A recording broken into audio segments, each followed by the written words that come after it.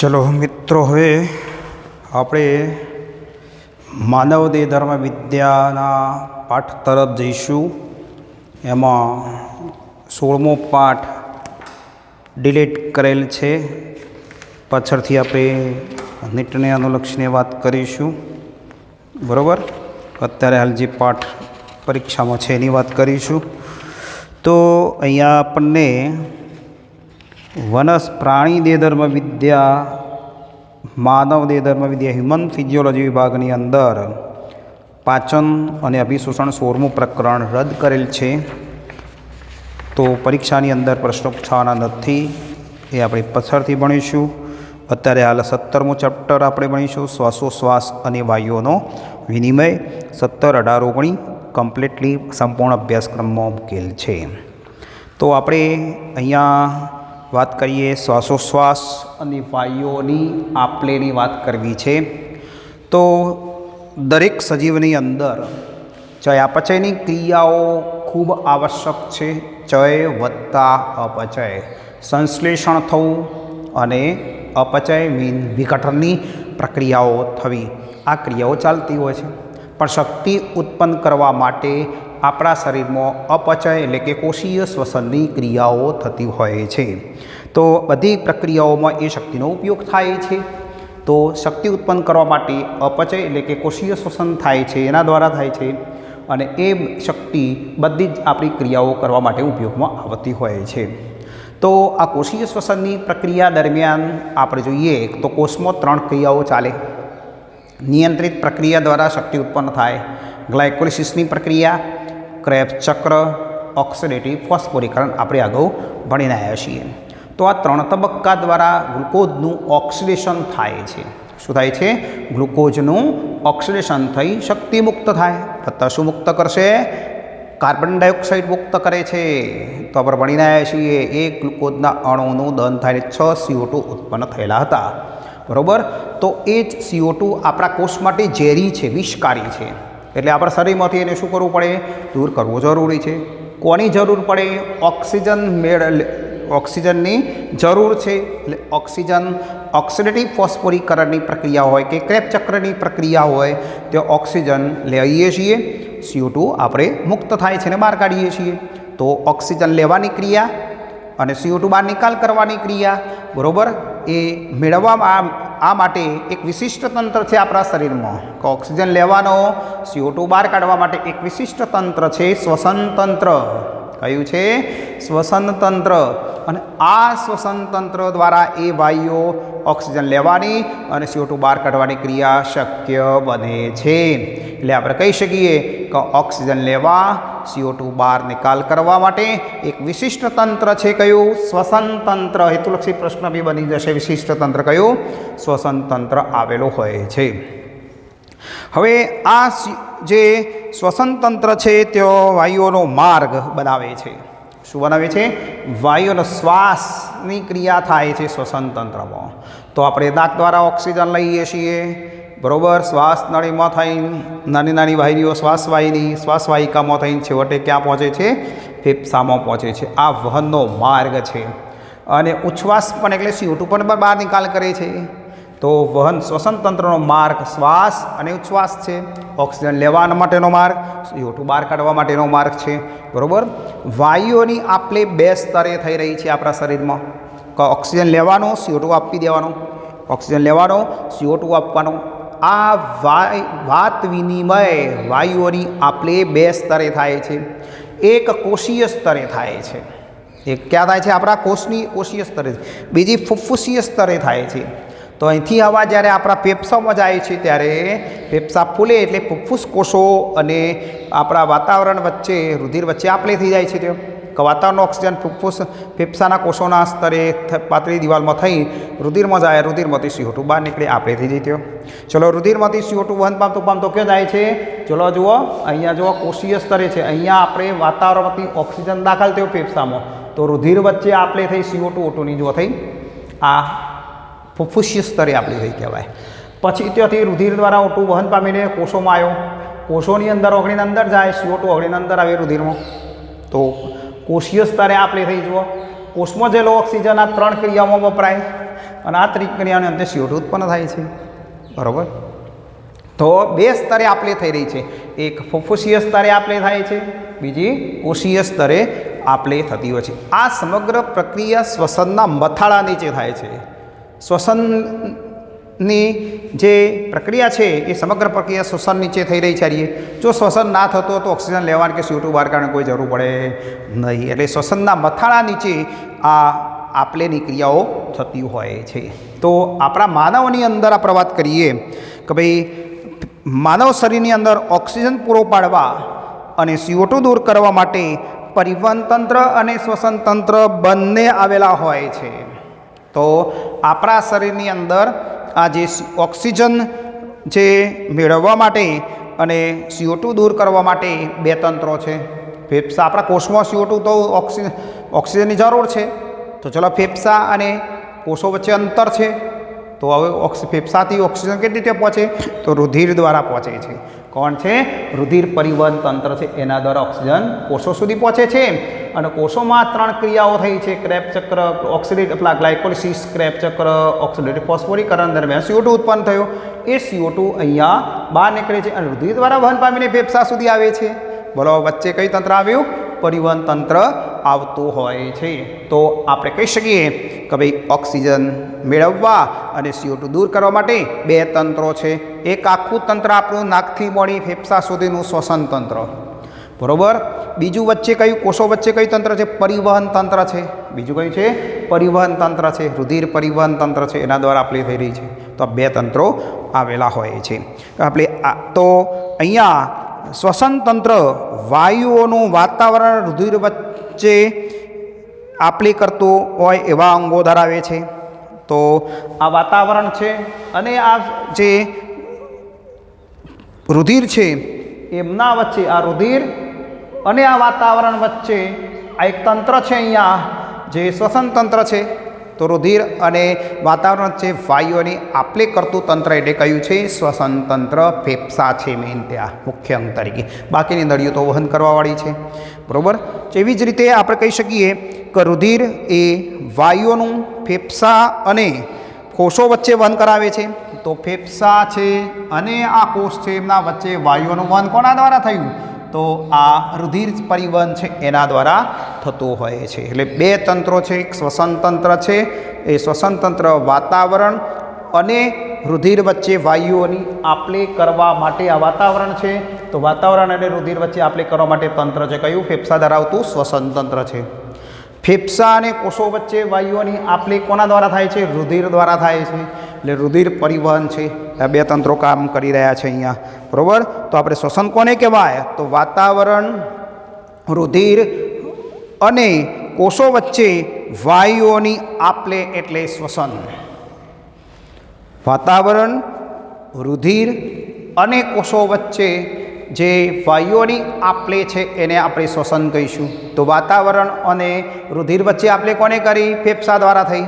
ચલો, રુધિર ફેફસા અને કોષો વચ્ચે આપલે, અહીંયા રુધિર અને કોષો વચ્ચે આપલે થઈ છે, કોષીય સ્તરે થઈ, બરાબર. તો વાતાવરણ, રુધિર અને કોષો વચ્ચે જે વાયુઓની આપલે થાય છે એને આપણે શ્વસન તરીકે ઓળખવામાં આવે છે. તો હવે આપણે જોઈશું અહીંયા એક મેં ચાર્ટ દોરીને એના દ્વારા આપણે સરસ રીતે સમજી લીધું છે આ મુદ્દાને આપણે, બરાબર. એટલે આ અહીંયા ફેફસા છે એટલે શ્વસન તંત્રનો ભાગ છે. બહાર વાતાવરણ છે, વાતાવરણમાંથી ઓક્સિજન અંદર આવે છે, બરાબર. ફેફસાની સપાટી પર આપલે થશે, બરાબર. CO2 બહાર નીકળશે.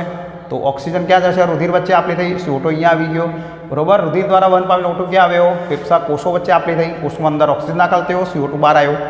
તો CO2 પાછો અહીંયા જશે. એટલે વહન કરવાનું કામ કરે છે વાયુઓ, બરાબર. તો આ રીતે બે સ્તરે થતું. હવે શ્વસન અંગો પ્રાણીઓની અંદર જોઈએ તો જુદા જુદા પ્રાણીઓની અંદર શ્વસન અંગો જુદા જુદા હોય છે. તો આપણે હેતુલક્ષીની અંદર જોડકામાં પ્રશ્ન આવી શકે. બેક્ટેરિયા છે એની અંદર કોષીય સપાટી વડે પ્રસરણના સિદ્ધાંત મુજબ થાય. વધુ સંકેન્દ્રણ ઢોળાંશથી ઓછા સંકેન્દ્રણના ઢોળાંશ તરફ એનો આપલે થઈ જતી હોય છે.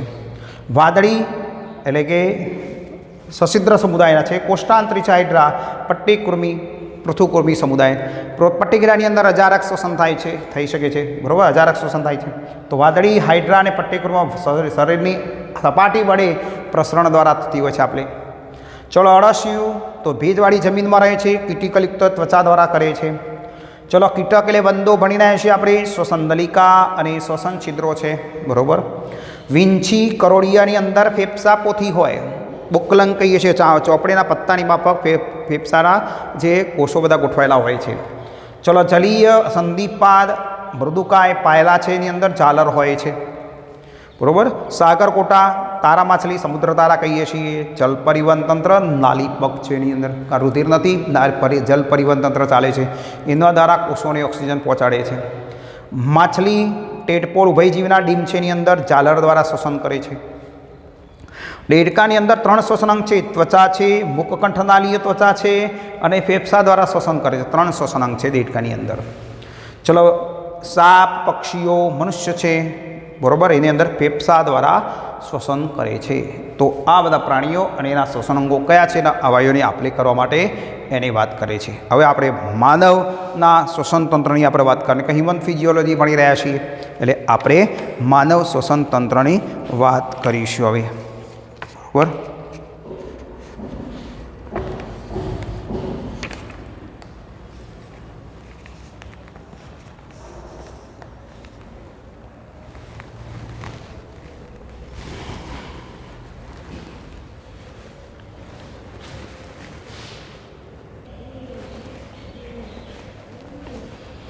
ચલો હવે માનવ શ્વસન તંત્રની વાત કરીશું આપણે. તો માનવના શ્વસન તંત્રની અંદર નાક, બહારથી આપણે જોઈ રહ્યા છીએ નાક છે, ચહેરા ઉપર નાક છે. પછી કંઠનળી છે, કંઠનળી, સ્વરપેટી, શ્વાસ નળી, શ્વાસવાહિની, બે બાજુ 2 શ્વાસવાહિની, ફેફસા, આ અંગોનો સમાવેશ થાય છે. તો માનવ શ્વસન તંત્રની અંદર જોઈએ તો કયા કયા? નાક, કંઠનળી, સ્વરપેટી, શ્વાસનળી, શ્વાસવાહિની, ફેફસા, આ બધાનો સમાવેશ થાય. હવે કાર્યાત્મક દ્રષ્ટિએ શ્વસન માર્ગ છે એ 2 છે, 2 ભાગમાં વહેંચાયેલો છે. કાર્યાત્મક દ્રષ્ટિએ શ્વસન માર્ગ 2 ભાગમાં છે. એક વહનનો વિસ્તાર અને બીજો શ્વસન વિસ્તાર. તો ઓક્સિજનનું વહન જ કરે, ઓક્સિજન CO2, પછી આપલે કરવાનો વિસ્તાર. તો અહીંયા વહન વિસ્તારની અંદર આપણે જોઈએ તો બાહ્ય નાસિકા છિદ્રથી માંડી, બાહ્ય નાસિકા છિદ્ર છે આરે આપણે 2, તો ત્યાંથી મોડીથી છે ક્યાં સુધી? શ્વાસવાહિકા. આ શ્વાસવાહિકા ફેફસામાં દાખલ થાય છે, જુઓ. તો અહીંથી આમ થઈને ફેફસામાં દાખલ થતી હોય. તો અહીંયા આપણે 2 ભાગની અંદર વહેંચાયેલો એ ભાગ છે. કાર્યાત્મક દ્રષ્ટિએ આપણે વાત કરીશું તો અહીંયા જે બાહ્ય નાસિકા છિદ્ર છે, નાકની આગળ છેડે આવેલો જે ભાગ છે, ત્યાંથી મળી તે છે કઈ? અશ્વાસ વાહિકા છે, ત્યાં સુધી અશ્વાસ વાહિકા જે રહી ત્યાં સુધી ઓક્સિજન CO2નું શું થઈ રહ્યું છે? વહન થાય છે, બરાબર. તો અહીંયા બાહ્ય નાસિકા છિદ્રથી શ્વાસવાહિકા સુધી વાયુઓનું વહન થઈ રહ્યું છે, બરાબર. એટલે વહન વિસ્તાર કહીશું આપણે એને, બરાબર. તો અહીંથી તો અહીંયા સુધીનો વહન વિસ્તાર છે. બીજું શ્વસન વિસ્તાર, વાયુ કોષ્ઠો છે, આ બધા આ બધા વાયુ કોષ્ઠો છે. તો વાયુ કોષ્ઠ અને વાયુકોષ્ઠ નલિકા જે રહી, આ વાયુકોષ્ઠ અંદર નલિકા છે અને વાયુકોષ્ઠ વચ્ચે શું થાય છે? આપલે થઈ રહી છે. તો અહીંયા વાયુકોષ્ઠ અને વાયુકોષ્ઠ નલિકા વચ્ચે ઓક્સિજન CO2નું એ આપલે થઈ રહી છે, વહન ત્યાં થાય છે. ફેફસાની અંદર ઓક્સિજન જાય છે, CO2 ત્યાં આવે છે. વાયુકોષ્ઠ નલિકા એટલે આપણે અહીંયા આવી એક નલિકા છે અને પછી અહીંયા આવો વાયુકોષ્ઠ હોય તો વાયુકોષ્ઠ કહેવાય રે. આ કોણ કહેવાય? વાયુકોષ્ઠ. આ વાયુકોષ્ઠ નલિકા છે, વાયુકોષ્ઠ નલિકા છે. તો અહીંથી આપણે જે ઓક્સિજન અંદર આવેલો છે એ અને વાયુકોષ્ઠ વચ્ચે શું થાય છે? અહીંથી ઓક્સિજન અંદર આવે છે, CO2 અહીંયા જાય છે, બરાબર. તો આપલે થતી હોય છે તો એ શ્વસન વિસ્તાર કહીશું આપણે. કયો વિસ્તાર કહીશું? શ્વસન વિસ્તાર કહીશું આપણે. ચલો બીજા નંબરની વાત કરીએ કે ભાઈ રચનાની દ્રષ્ટિએ શ્વસન માર્ગ પણ 2 ભાગમાં વહેંચાયેલો છે. ઉપરી શ્વસન માર્ગ અને નીચેનો શ્વસન માર્ગ. તો ઉપરી શ્વસન માર્ગની અંદર આપણે જોઈએ તો ઉપરનો કયો? બાહ્ય નાસિકા છિદ્રથી મળી કંઠનળી સુધીનો બાહ્ય શ્વસન માર્ગ કહીશું આપણે, બરાબર. તો બાહ્ય નાસિકા છિદ્રથી મળી આ કંઠનળી જે રહી ત્યાં સુધીનો ભાગ કયો છે? અરે એ બાહ્ય ઉપરી શ્વસન માર્ગ કહીશું. નીચલો શ્વસન માર્ગની અંદર વાત કરીએ, નીચેનો ભાગ છે તો સ્વરપેટીથી મોડી તે વાયુકોષ્ઠ સુધીનો જે ભાગ છે એ બધો કયો છે નીચલો શ્વસન માર્ગ કહીશું આપણે. તો વાયુકોષ્ઠથી મોડી તે છે ક્યાં સુધીનો, તો અહીંયા જુઓ આપણે તો બાહ્ય નાસિકા છિદ્ર છે ત્યાંથી આ કંઠનળીનો ભાગ છે આટલા સુધીનો ભાગ આવ્યો. તો આટલાથી તે આટલો ભાગ જે રહ્યો કયો છે, આખો ભાગ કયો છે બાહ્ય ઉપરી શ્વસન માર્ગ કહીશું આપણે. આ સ્વરપેટી છે, આ કઈ છે સ્વરપેટી છે. તો આ સ્વરપેટી એટલે સ્વર યંત્રથી મોડી તે છેક વાયુકોષ્ઠો સુધીનો જે ભાગ છે આખો અહીંથી અહીંયાનો એ બરો નીચલો શ્વસન માર્ગ કહીશું આપણે. કયો માર્ગ કહીશું, નીચલો શ્વસન માર્ગ કહીશું. અહીંથી મોડી તે અહીંયા સુધીનો વાયુકોષ્ઠ સુધીનો ભાગ છે ત્યાં સુધીનો ભાગ કયો કહેવાય, નીચલો શ્વસન માર્ગ કહીશું. અહીંયા કંઠનળી બાહ્ય નાસિકા છિદ્ર કંઠનળી સુધીનો ભાગ છે આટલો ભાગ, એને આપણે કયો ભાગ કહીશું, ઉપરી શ્વસન માર્ગ તરીકે ઓળખવામાં આવે છે. તો આ રીતે શ્વસન તંત્રના ભાગો આપણને જોવા મળે. તો નાક છે બરાબર, એની અંદરની વાત કરવાના છીએ હવે. નાકની અંદરનો ભાગ જોઈશું આપણે, તો એની વાત કરીશું હવે બરાબર. તો હવે જોઈએ આપણે નાક. ચહેરાની આ ચહેરોનો ભાગ છે, એની બહાર ઉપશિયાળો આ ભાગ છે, આ ઉપશિયાળો ભાગ છે જોવા રહ્યો, તો એને આપણે નાક કહીશું. જેનો અગ્રભાગ જે રહ્યો એ કાસ્તી છે. આ નાકની ટોચનો ભાગ કાસ્તી છે અને અહીંયા જે સોથો દેખાય છે જોજો તમે, અહીંયા એ અસ્થિ છે. અને એમાં કેટલા અસ્થિ છે, 3 અસ્થિ આવેલા છે. નાસાસ્થિ, અનુર્તાલુકી અને એથમોઇડ. આ 3 અસ્થિઓ એને નાકના ઉપરનો ભાગ અહીંયા અસ્થિનો ભાગ છે, આગળનો ભાગ કાસ્તી છે બરાબર. તો એ ભાગમાં જોવા મળશે. અને આગળનો ભાગ કાસ્તી, પાછળનો ભાગ અસ્થિ છે. એમાં 3 અસ્થિઓ આવેલા છે. તેના અંદરનો ભાગ જે છે એ અંદરનો ભાગ ખોપરી સાથે જોડાયેલો છે. આ ખોપરીનો ભાગ છે એની સાથે અંદરનો ભાગ જોડાયેલો હોય છે. બાહ્ય નાસિકા છિદ્ર, નાસિકા કોટર અને અંતનાસિકા છિદ્રોમાં વિભાજિત થાય છે. તો નાક કેટલા ભાગમાં વિભાજિત થયેલું છે આખું આવા નાક જોઈએ, તો બાહ્ય નાસિકા છિદ્ર, નાસિકા કોટર અને અંતનાસિકા છિદ્રમાં વિભાજિત થાય છે.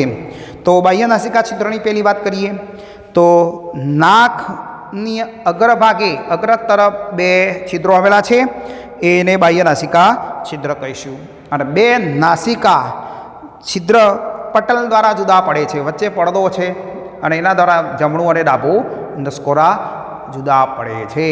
તો નાકના અગ્રભાગે છિદ્રો જે આવેલા છે 2, એને આપણે બાહ્ય નાસિકા છિદ્ર કહીશું. આપણે 2 નાસિકા, આ 2 છિદ્રો જોવા મળશે, એને આપણે બાહ્ય નાસિકા છિદ્ર કહીશું.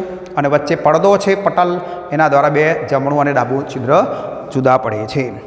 ચલો, નાસિકા કોટર. નાકની અંદર અસ્થિથી ઘેરાયેલી જે ગુહા છે, અંદર ગુહા છે એરીએ, તો આ ગુહા છે એને શું કહેવાય, નાસિકા કોટર. નાકનું પોલાણ, નાકની આ છિદ્ર અંદર પોલાણમાં ખુલે છે તો એને નાસિકા કોટર કહીશું. નાસિકા કોટર અગ્ર બાજુએ કોના દ્વારા બહાર ખુલ્યું, તો નાસિકા કોટર અગ્ર બાજુએ બાહ્ય નાસિકા છિદ્ર દ્વારા બહાર ખુલે છે. અને અંદરની બાજુ અંતનાસિકા છિદ્ર દ્વારા કંઠનળીમાં ખુલે છે બરાબર. તો અહીંયા અંતનાસિકા છિદ્ર દ્વારા આવેલું છે જે કંઠનળીમાં ખુલે છે. તો 2 છેડે છિદ્રો છે. નાસિકા કોટર એ 3 અસ્થિ વડે રચાયેલ છે. નાસાસ્થિ, અનુર્તાલુકી અને એથમોઇડ 3 અસ્થિઓ છે એની અંદર અહીંયા બરાબર, 3 અસ્થિથી ઘેરાયેલ છે. તો નાસાસ્થિ, અનુર્તાલુકી અને એથમોઇડ. નાસિકા કોટર 2 નાસિકા કોટર દ્વારા એકબીજાથી જુદા પડે છે અને દરેક નાસિકા કોટર 3 પ્રદેશમાં વિભાજિત થાય છે. વચ્ચે 2 નાસિકા પટલ આવેલા છે. એક નાસિકા પટલ, બીજો નાસિકા પટલ, એટલે 1, 2 અને 3 કોટરોમાં વિભાજિત થઈ ગયું. તો નાસિકા કોટર 3 ભાગમાં વિભાજિત થઈ ગયું. કેટલા પડદા આવ્યા, 2 વચ્ચે નાસિકા પટલ છે. તો અહીંયા નાસિકા જે પટલ છે એ 2 પટલથી નાસિકા કોટરને જુદા પાડે છે. તે 3 પ્રદેશમાં વિભાજિત થશે. વેસ્ટિબ્યુલર પ્રદેશ નીચેનો પ્રદેશ છે. આ નીચેનો ભાગ છે એને વેસ્ટિબ્યુલર પ્રદેશ કહેવાય બરાબર. તો નીચેનો ભાગ છે વેસ્ટિબ્યુલર પ્રદેશ કહીશું, જે લાદી સંબંધિત કોષો અને હવામાંના કચરાને ગાળી લે છે. શ્વસન પ્રદેશ મધ્યમાં છે, એને શ્વસન પ્રદેશ કહેવાય. આ રીતે શ્વસન પ્રદેશ છે, શ્વસન પ્રદેશ બરાબર. અને એ શ્વસન પ્રદેશ જે છે એ પક્ષમલ કુટરથી પાણી જેવા શ્લેષ્મનો સ્ત્રાવ કરે છે. અને ઘ્રાણ પ્રદેશ ઉપરનો ભાગ છે એ ઘ્રાણ પ્રદેશ છે. આ ઘ્રાણ પ્રદેશ છે, બરાબર. આ પ્રઘ્રાણ પ્રદેશ હતો, વેસ્ટિબ્યુલર પ્રદેશ કહેવાય. આ શ્વસન પ્રદેશ વાયુઓને આપણે ઉપર ઘ્રાણ પ્રદેશની અંદર શું છે, ઘ્રાણ અધિચ્છદ કોષો આવેલા છે. એમાં ઘ્રાણ અધિચ્છદ કોષો છે, ગંધ પારખવાનું કામ કરશે. રાઈટ. તો ઉપરનો ભાગ છે એની અંદર ઘ્રાણ અધિચ્છદ કોષો હોય જે ગંધ પારખવાનું કામ કરશે. શ્વસન પ્રદેશ જો વાયુઓની આપલે થઈ રહી છે આપણી, અને પ્રઘ્રાણ પ્રદેશ છે ત્યાં શું છે, ત્યાં એ હવામાંના કચરાને ગાળી લે છે. કેરોટિડ તલાદિસમ અધિચ્છદ કોષો હોય છે. તો આ નાસિકા કોટરની વાત થઈ, બરાબર. હવે નાસિકા કોટર અગ્રછેડે કોના દ્વારા બહાર ખુલ્યું? બાહ્ય નાસિકા છિદ્ર દ્વારા બહાર ખુલે છે. અંદરની બાજુ અંતરનાસિકા છિદ્ર દ્વારા કંઠનળીમાં ખુલે છે, બરાબર. તો આ નાસિકા કોટરની વાત થઈ ગઈ. હવે કંઠનળીની વાત કરીએ. કંઠનળી 12.5 સેન્ટીમીટર લોબી હોય છે. આ રહીએ કેટલી? 12.5 સેન્ટીમીટર લોબી છે. એટલાથી અહીંયા સુધીનો ભાગ આખો, બરાબર. આ કંઠનળીનો ભાગ છે. હવે આ કંઠનળી જે રહી એ ખોરાક અને હવાનો વહન માર્ગ છે. આપણે ખોરાક જે લઈએ છીએ અહીંથી મુખ દ્વારા ખોરાક લેવાના, આ ખોરાક લઈશું તો ખોરાકનું ઉત્પન્ન કંઠનળીમાં થઈને અંદર નળીમાં તરફ જાય છે. અહીંથી હવા લેવાના તો હવા પણ અહીંયા થઈને કંઠનળીમાં પસાર થઈને શ્વાસ નળીમાં દાખલ થવાની. તો કોમન માર્ગ કયો છે? સામાન્ય માર્ગ ખોરાક અને હવા માટેનો કંઠનળી છે. તો ખોરાક અને હવાના સામાન્ય માર્ગ કયો છે? કંઠનળી છે. હવે આ કંઠનળી એ 3 ભાગમાં વિભાજિત થાય. 3 ઓગળી અર્થે આ આકડી મોઢામાં તમે મૂકો તો ઉપર તરફ ઓગળી જશે, નીચે તરફ જશે અને વચ્ચે સામે જશે. તો ઉપર તરફ તમે જશે અહીંયા એ નાસિકા કોટરની પાછળ જે કંઠનળીનો ભાગ છે એને નાસિકા કંઠનળી કહીશું આપણે. નાસિકા કંઠનળી કહીશું. આ મુખગુહા છે તો મુખગુહાના બરાબર આ ભાગ રહ્યો એને આપણે શું કહીશું? મુખ કંઠનળી, મુખગુહીય કંઠનળી, મુખગુહીય કંઠનળી. અને આ સ્વર પેઢી છે એના પાછળ જે કંઠનળીનો ભાગ છે એને આપણે સ્વર કંઠનળી કહીશું. સ્વર કંઠનળી. તો કંઠનળી 3 ભાગમાં વિભાજિત થઈ. ઉપર તરફ નાસિકા કોટરનો પાછળનો ભાગ કંઠનળીનો છે, જે અંતર નાસિકા છિદ્ર ખુલે છે એ ભાગ નાસિકા કંઠનળી કહીશું. મુખગુહા આ કરીએલી સીધો સામેનો ભાગ દેખાય છે એને આપણે મુખગુહ્ય કંઠનળી કહીશું. મુખ કંઠનળી પણ કહેવાય, બરાબર. અને કંઠનળી સૌથી નીચેનો ભાગ 2 છિદ્રોમાં ખુલે છે. એક પૃષ્ઠ પાચન પ્રવેશ દ્વાર જે શ્વાસ અન્નનળીમાં ખુલે એ ખોરાકનો માર્ગ છે, અને વક્ષ છિદ્ર એ શ્વાસ દ્વાર જે સ્વર પેટીમાં ખુલે એ શ્વસન માર્ગ છે. તો સ્વર કંઠનળીનો ભાગ છે. તો સ્વર કંઠનળીમાં એક છિદ્ર ક્યાં ખુલ્યું? શ્વાસ નળીમાં ખુલ્યું. એક છિદ્ર ક્યાં ખુલ્યું? અન્નનળીમાં ખુલી જાય છે, બરાબર. તો અહીંયા આપણે આ 3 કંઠનળી જોવા મળશે. સ્વર પેટી જે કંઠનળીને શ્વાસ નળી સાથે જોડે છે. આ કોણ છે? શ્વાસ નળી છે. અને આ ભાગ કયો છે? કંઠનળી. તો કંઠનળી અને શ્વાસ નળીને જોડતો જે ભાગ છે અહીંયા એને આપણે શું કહીશું? સ્વર યંત્ર અથવા સ્વર પેટી કહીશું. સ્વર પેટી. તો આ સ્વર પેટી જે રહી એ કંઠનળી અને શ્વાસ નળીને જોડે છે, બરાબર. તો સ્વર પેટીની ઉપરની બાજુએ પર્ણ આકારનો કાસ્થિમય જે ટુકડો આવેલો છે એને આપણે ગાંઠી ઢાંકણ કહીશું આપણે. તો આ ભાગ જે પર્ણ જેવો આકારનો અહીંયા ભાગ દેખાય છે કાસ્થિનો બનેલો એને આપણે શું કહીએ છીએ? કાસ્થિનો બનેલો ભાગ છે ને ગાંઠી ઢાંકણ, એપિગ્લોટિસ કહેવાય અંગ્રેજીમાં એને. એપિગ્લોટિસ તરીકે ઓળખીશું આપણે, એપિગ્લોટિસ. તો એ ગાંઠી ઢાંકણ છે. તો સ્વર પેટીની ઉપરની બાજુએ આવેલ પર્ણ આકારનો કાસ્થિમય ભાગ હેતુલક્ષી પૂછ્યો હતો. સ્વર પેટી ઉપર આવેલો ભાગ છે શું કહેવાય? પર્ણ આકારનો ગાંઠી ઢાંકણ. શું કહીશું આપણે? એપિગ્લોટિસ. તો સ્વર પેટીના ઉપર પર્ણ આકારનો કાસ્થિમય ટુકડો છે એને આપણે પડદા જેવી નાની રચના છે એને આપણે ગાંઠી ઢાંકણ કહીશું. જે ગળવાની ક્રિયા સિવાય કાયમી ખુલ્લો રહે. જ્યારે આપણો ખોરાક ગળીએ એટલે શ્વાસ નળીને આમ બંધ રાખે, બરાબર. પાછું તો ખુલ્લો થઈ જાય, કાગવાઈઓને આપણે કરવાની છે. એટલે આપણે ખોરાક ગળવાની સિવાય કાયમી ખુલ્લો રહે છે. તો કયો?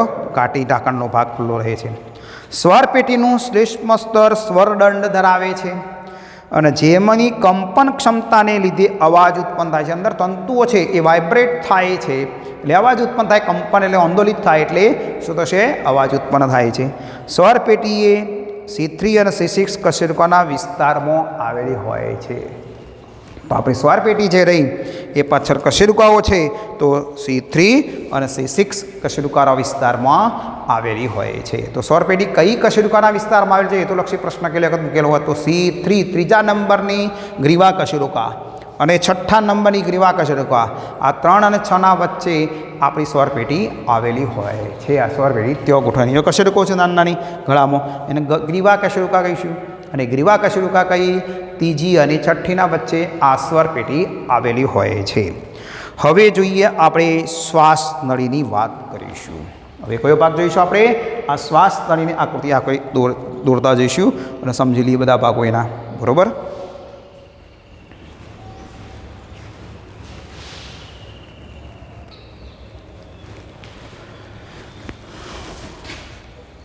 શ્વાસ નળીની વાત કરવી છે. શ્વાસ નળી, શ્વાસ વાહિકા, શ્વાસ વાહિની વૃક્ષની વાત કરવા માંગીએ છીએ આપણે. શ્વાસ વાહિની વૃક્ષ પણ કહીશું આપણે. શ્વાસ નળી 12 સેન્ટીમીટર લાંબી, કેટલી છે? 12 સેન્ટીમીટર લાંબી, બરાબર. અને 2.5 સેન્ટીમીટર પહોળી એટલે વ્યાસ ધરાવે છે. 2.5 સેન્ટીમીટર પહોળી છે. આ પહોળી કેટલી છે? 2.5 સેન્ટીમીટર. તો 12 સેન્ટીમીટર લંબાઈ છે અહીંથી શ્વાસ નળીની અને પહોળી કેટલી છે? 2.5 સેન્ટીમીટર વ્યાસ ધરાવે છે.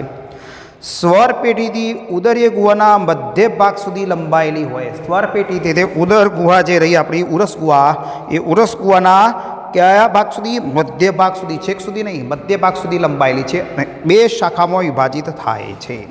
તો અહીંયા આપણે ચાર્ટની અંદર જોશો તો આ જે સ્વર પેટી છે, સ્વર પેટી પછી જે શ્વાસ નળી છે એ 12 સેન્ટીમીટર લાંબી છે. કેટલી છે? 12 સેન્ટીમીટર લાંબી છે. તો આ લંબાઈ 12 સેન્ટીમીટર છે અને એને પહોળાઈ જે રહી એ 2.5 સેન્ટીમીટરનો વ્યાસ ધરાવે છે. છેક ઉરસ ગુહાના મધ્ય ભાગ સુધી લંબાઈ અને 2 શાખાઓમાં વિભાજિત થાય છે. કેટલા ભાગમાં વિભાજિત થશે? 2 ભાગમાં વિભાજિત થાય છે. 5મી ઉરસીય કશેરુકા પાસે, કઈ કશેરુકા પાસે? 5મી ઉરસીય કશેરુકા છે પાછળ. એ 5મી ઉરસીય કશેરુકા પાસે જમણી અને ડાબી શ્વાસ વાહિનીમાં વિભાજિત થાય છે. તો કઈ કશેરુકા પાસે શ્વાસ નળી 2 શાખામાં વિભાજિત થાય છે? તો 5મી ઉરસીય કશેરુકા પાસે. કરોડ સ્તંભની આ ઉરસીય કશેરુકા છે, આ ગ્રીવાની હતી અને અહીંયા પછી કોણ આવે? ઉરસ પ્રદેશ, ઉરસીય કશેરુકાઓ. તો ઉરસીય કશેરુકાની અંદર કઈ કશેરુકા છે? 5મી ઉરસીય કશેરુકા પાસે. તો 5મી ઉરસીય કશેરુકા પાસે જમણી અને ડાબી 2 ભાગમાં વિભાજિત થશે. તો આ જમણો ભાગ છે, આ ડાબી શ્વાસ નળીનો ભાગ છે, 2 ભાગમાં વિભાજિત થશે અહીંયા, બરોબર. તો અહીંયા જે પ્રાથમિક શ્વાસ વાહિનીઓમાં વિભાજિત થાય છે તો એ પહેલી વિભાજિત એને શું કહેવાય? પ્રાથમિક શ્વાસ વાહિનીમાં વિભાજિત થઈ જાય, જમણી અને ડાબી. ચલો બીજી વાત કરીએ આપણે. જમણી શ્વાસ વાહિની જમણા ફેફસામાં વાયુનો નલિકામય વહન માર્ગ છે. અરે તો વાયુનો અહીંયાથી નલિકામય વહનનો માર્ગ છે. તો જમણી શ્વાસ વાહિની, પ્રાથમિક શ્વાસ વાહિની રહીએ જમણા ફેફસામાં જશે, ડાબી પ્રાથમિક શ્વાસ વાહિની ડાબા ફેફસામાં જશે. તો અહીંયા આપણે આ વાત કરીએ કે ભાઈ ચલો આ વાહિની રહીએ જમણી છે તો જમણા ફેફસામાં જઈ, આ ડાબી બાજુના ફેફસામાં જાય છે, બરાબર. તો 2 ફેફસાની અંદર એક દાખલ થઈ જશે. શ્વાસ નળીની ઉપર કાસ્થીની બનેલી સી આકારની જે અપૂર્ણ 16 થી 20 જેટલી કડીઓ આવેલી છે. તો ઉપર જે આ શ્વાસ નળી છે એના ઉપર કડીઓ છે. અપૂર્ણ આમ સી આકારની આમ કડીઓ છે, આમ સી આકારની કડીઓ છે. તો અપૂર્ણ છે કડી, પૂરેપૂરી રિંગ નથી, સી આકારની કાસ્થીની કડી છે. એ કેટલી છે? 16 થી 20 જેટલી છે. 16 થી 20 જેટલી છે. બધું નીટને અનુલક્ષે પણ મુદ્દા અંદર એડ કરેલા છે, બરાબર. તો 16 થી 20 જેટલી કડીઓ આવેલી છે જે શ્વસન માર્ગને ખુલ્લો રાખે છે. અવરોધાતો અટકાવે છે, રૂંધાતો અટકાવે એટલે શ્વાસવાહિની દબાઈ જતી અટકાવશે. તો આપણે વોશ બેજિંગના નીચે સફેદ કલરની રિંગવાળી પાઇપ છે, જોજો કેમિસ્ટ્રી લેબમાં પણ ઘરે પણ હોય છે, તો એ દબાઈ નથી જતી. ઉપર પ્લાસ્ટિકની કડીઓ છે ઉપર અંદર. આપણે અહીંયા કોણ છે? કાસ્તીની અપૂર્ણ સી આકારની કડીઓ છે. કેટલી છે? 16 થી 20 જેટલી આવેલી છે. અને શ્વસન માર્ગને ખુલ્લો અને રૂંધાતો અટકાવે છે.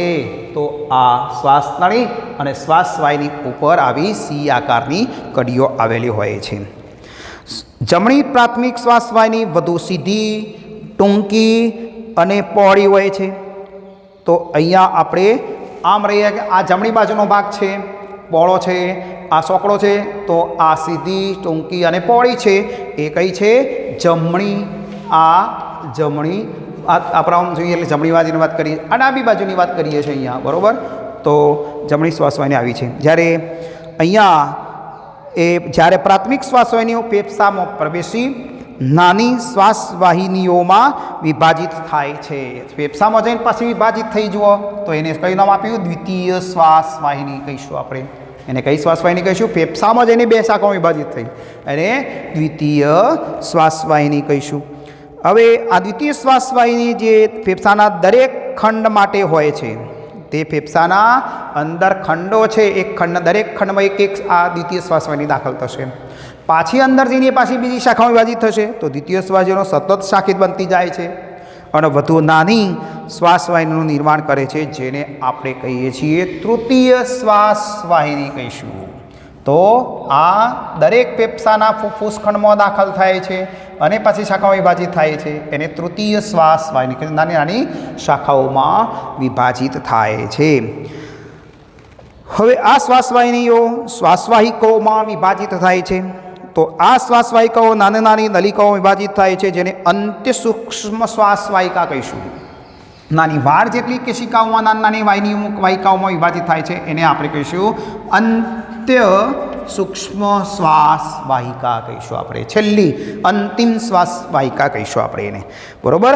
જે અંતિ ફેફસાના વાયુકોષ્ઠની અંદર અંત પામી રહી છે. ક્યાં અંત પામે છે? વાયુકોષ્ઠ છે એની અંદર અંત પામે છે. તો અંત શ્વાસવાહિકા ક્યાં અંત પામે છે? વાયુકોષ્ઠમાં અંત પામે છે. તો આ આખી નળીઓની વાત થઈ. શ્વાસ નળી છે, 12 સેન્ટીમીટર લોબી, 2.5 સેન્ટીમીટર વ્યાસ ધરાવે અને એ લંબાતી ઉરસ કૂવાના મધ્ય ભાગ પાસે પહોંચે રહે. ત્યાં 5મી કશેરુકા પાસે એ 2 શાખાઓ વિભાજિત થઈ જશે, બરાબર. જમણી અને ડાબી પ્રાથમિક શ્વાસવાહિકા કહીશું આપણે, શ્વાસવાહિની કહીશું, બરાબર. હવે જમણી શ્વાસવાહિની ટૂંકી, પહોળી છે, સીધી છે, બરાબર. પેલી સોકડી છે ડાબી બાજુની. તો અહીંયા જે જમણી શ્વાસવાહિની જે રહી એ ફેફસાની અંદર દાખલ થઈ, 2 શાખા વિભાજિત થઈ, તો એને આપણે દ્વિતીય શ્વાસવાહિની કહીશું. અને એ દ્વિતીય શ્વાસવાહિની ફેફસાના દરેક ખંડમાં દાખલ થતી હોય છે. આ વાહિનીઓ શાખિત થઈ, બરાબર. આવું ફૂફૂસ ખંડો છે અંદર, બધા એ ખંડોમાં દાખલ થયા પછી પાછી નાની નાની શાખાઓ વિભાજિત થાય છે. એ શાખિત એ નાની છે એને તૃતીય શ્વાસવાહિની કહીશું. તૃતીય શ્વાસવાહિની અને નાની શ્વાસવાહિકામાં વિભાજિત થઈ જાય છે અને અંત્ય સૂક્ષ્મ શ્વાસવાહિકા કહીશું. એ ક્યાં અંત પામે છે? વાયુકોષ્ઠમાં અંત પામે છે. ચલો વાયુકોષ્ઠની વાત કરીએ. દરેક ફેફસાની અંદર લાખોની સંખ્યામાં વાયુકોષ્ઠો આવેલા છે. આપણું એક ફેફસું છે એની અંદર લાખોની સંખ્યામાં વાયુકોષ્ઠો આવેલા હોય છે. તો અંદર ખંડો છે, આવા ફૂફૂસ ખંડ કહીશું આપણે, બરાબર. અને એની અંદર એ પાછા વાયુકોષ્ઠો બધા આવેલા છે. તો લાખો વાયુકોષ્ઠોનું ફેફસું બનેલું છે. અને દરેક વાયુકોષ્ઠ એ ફુગ્ગા જેવી રચના છે આવી, અને એના ઉપર અધિચ્છદીય કોષો બધા આવેલા છે. ફૂફૂસ કોષો કહીશું આપણે, અધિચ્છદીય કોષો. આ પોલાણ છે, વાયુકોષ છે, બરાબર. તો અહીંયા આપણે દરેક વાયુકોષ કોટર જેવી રચના છે. કોટર એટલે પોલાણ જેવી, ફુગ્ગા જેવી રચના છે. ફૂફૂસ કોષો અને રુધિર કેશિકાઓના જાળાથી ઘેરાયેલી રચના છે. તો ફૂફૂસ કોષ અને આવી રીતે રુધિર કેશિકાઓનું જાળું ઉપર વીંટળાયેલું છે દરેક કોષો ઉપર. એનાથી બનતી જે રચના છે એને આપણે વાયુકોષ કહીશું. ફૂફૂસ કોષો અને રુધિર કેશિકાઓના જાળાથી આ વીંટળાયેલી આ જે રચના છે એને કહેવાય વાયુકોષ્ઠ. બરોબર, ક્લિયર? ચલો, વાયુકોષ બંને ફેફસામાં 300 કરોડ વાયુકોષ હોય છે. કેટલા? બંને ફેફસાની અંદર કેટલા છે? 300 કરોડ વાયુકોષ આવેલા છે. બરોબર, વાયુકોષ કુપિકા. બરોબર, કોટર ધરાવતી રચના. ચલો, હવે આ જે વાયુકોષ 300 કરોડ છે એ કુપિકાની દિવાલ નાના છિદ્રો, કુહનના છિદ્રો કહીશું આપણે. આ જે કુપિકા જે રહી એની દિવાલમાં સૂક્ષ્મ નાના છિદ્રો છે. આના દિવાલ ઉપર નાના, આ વાયુકોષ છે તો એના ઉપર નાના નાના છિદ્રો છે. એ નાના છિદ્રોને કુહન છિદ્ર કહીશું આપણે. કુહનના છિદ્ર કહીશું આપણે.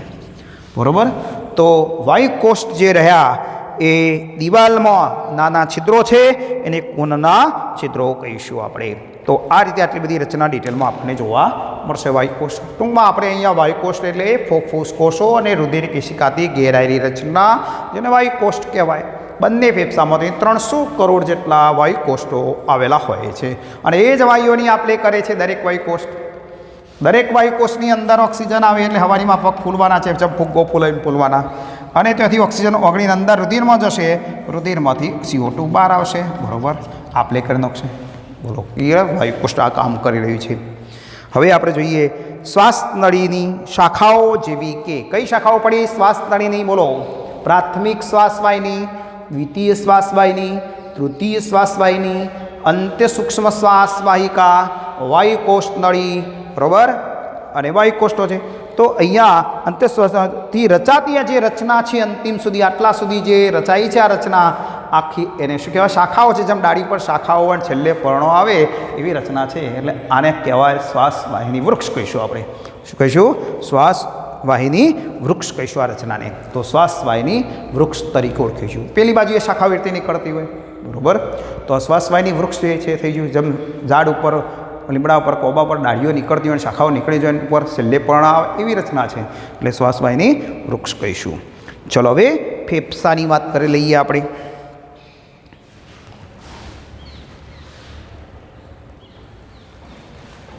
ચલો, હવે ફેફસાની વાત કરીશું. માનવની અંદર એક જોડ ફેફસા છે. કેટલા છે? એક જોડ. શંકુ આકારના છે. ઉપરથી સકડો, નીચેથી પહોળો છે, એટલે શંકુ આકારના છે.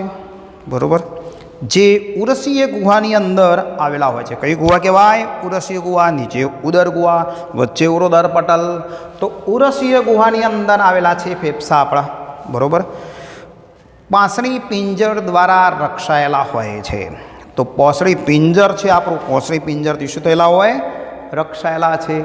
ઉરોસ્થી છે વચ્ચે, અને અહીંયા કોણ છે? આપણો કોણ છે? પોસળીઓ બધી ગોઠવાયેલી છે. પોસળી પિંજર બંધ છે, એની અંદર હૃદય અને ફેફસા બંને અંગો રક્ષાયેલા હોય છે. નીચે ઉરોદર પટલ હોય. નીચે કોણ છે? ઉરોદર પટલ છે. અહીંયા ઉરોસ્થી હોય, અહીંયા પોસળી પિંજર આખું બનેલું હોય. બરાબર, આવું પોસળી પિંજર બની જશે અહીંયા. બરાબર, આખું પોસળી પિંજર, અને એને નીચે ઉરોદર પટલ આવેલું હોય છે. ડાબું ફેફસું સાધારણ નાનું અને હલકું હોય છે. ડાબી બાજુનું ફેફસું સાધારણ નાનું અને હલકું છે.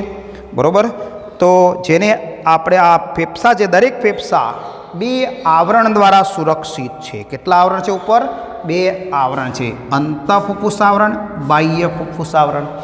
તો બાહ્ય ફુફ્ફુસ આવરણ છે એ ઉરસ ગુહા સાથે જોડાયેલું હોય અને અંદરનું ફુફ્ફુસ કોષો સાથે જોડાયેલું છે, અને બંને વચ્ચે અવકાશ છે એને ફુફ્ફુસીય અવકાશ કહીશું આપણે. બરાબર, તો અહીંયા 2 આવરણો આવેલા છે જેને ફુફ્ફુસીય આવરણ કહીશું આપણે. દરેક બાહ્ય ફુફ્ફુસીય આવરણ ઉરસીય ગુહાની દિવાલ સાથે જોડાયેલ છે. આ કોની ગુહા સાથે આવીએ? ઉરસીય ગુહા સાથે જોડાયેલ છે. ઉરસીય ગુહા સાથે જોડાયેલ છે. બરાબર, આ બાહ્ય, આ રીએ બાહ્ય ફુફ્ફુસ આવરણ કહેવાય. ફુફ્ફુસ આવરણ.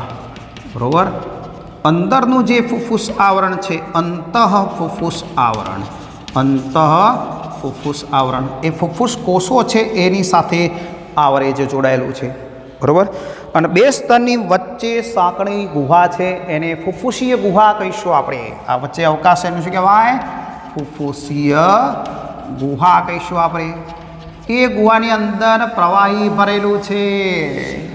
શું ભરેલું છે? પ્રવાહી ભરેલું હોય છે. 150 ml જેટલું ભરેલું હોય છે. લગભગ કેટલું છે? 150 ml અંદર પ્રવાહી છે. ફુફ્ફુસીય પ્રવાહી કહીશું, અને એ 150 ml હોય છે. બરાબર. તો એ શું કાર્ય કરે છે? ઘર્ષણ નિરોધક પ્રવાહી છે અને ઓચકા સામે રક્ષણ આપે છે. તો ફેફસા સંકોચન વિકોચન થાય એટલે ઘસારો ન લાગે એટલે ઘર્ષણ નિરોધક તરીકેનું કામ કરશે અને ઓચકાઓ શોષી લેવાનું કામ કરે છે. તો 150 ml જેટલું પ્રવાહી આ ગુહાની અંદર ભરેલું હોય છે. તો ફેફસાની ફરતે 2 રક્ષણાત્મક આવરણો આવેલા છે અને એ 2 આવરણમાં બહારના આવરણને બાહ્ય ફુફ્ફુસ આવરણ કહીશું, જે ઉરસ્ય ગુહા સાથે જોડાયેલ છે, અને અંદરનું જ રહ્યું એને અંતઃ ફુફ્ફુસ આવરણ કહેવાય. એ ફુફ્ફુસ કોષો સાથે જોડાયેલ છે અને બેના વચ્ચે નાની ગુહા છે એને ફુફ્ફુસીય ગુહા કહીશું, ફુફ્ફુસીય અવકાશ પણ કહેવાય. એની અંદર શું ભરેલું હોય? પ્રવાહી ભરેલું છે. અને એ પ્રવાહી જે છે એ 150 ml જેટલું છે અને એ ઘર્ષણ નિરોધક અને આંચકાઓ શોષી લેવાનું કામ કરે છે. તો આપણે અહીંયા જમણું ફેફસું 625 ગ્રામ છે. જમણું ફેફસું 625 ગ્રામ, બરાબર. અને ડાબી બાજુનું ફેફસું છે એ 575 ગ્રામ છે. 575 ગ્રામ ડાબી બાજુનું ફેફસાનું વજન હોય છે. તો આપણે જમણું અને ડાબા ફેફસાની વાત કરીએ. જાડું, પહોળું, લાંબુ અને ભારે છે. કેવું છે? આમ લાંબુ અને ભારે છે. તો જાડું, પહોળું, લાંબુ અને ભારે હોય છે. જ્યારે ડાબી બાજુનું ફેફસું કેવું છે? એ પાતળું, સાંકડું, ટૂંકું અને હલકું હોય છે. બરાબર. 3 ખંડ ધરાવે છે.